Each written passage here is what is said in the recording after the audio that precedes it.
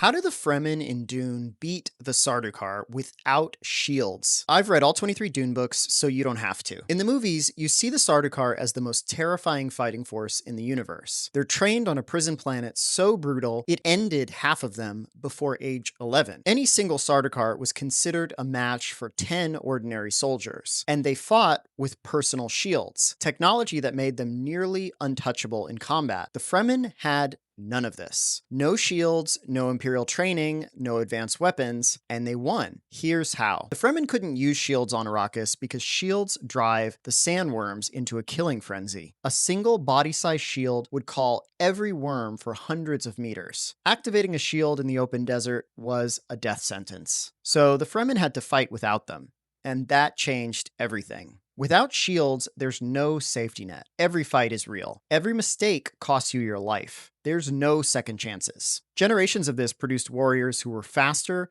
more precise, and more ruthless than anyone in the Imperium, because they had to be to survive. But it wasn't just the fighting, it was the desert itself. The Fremen grew up in conditions as brutal as Seleucus Secundus, the prison planet that created the Sardaukar. Frank Herbert makes this explicit. The same process that forged the Emperor's elite soldiers had been happening on Arrakis for thousands of years. The desert killed the weak. The survivors became something that the Imperium had never seen. And here's the difference that the Emperor never accounted for. By the time of Dune, the Sardaukar hadn't fought a real war in decades. They'd grown overconfident.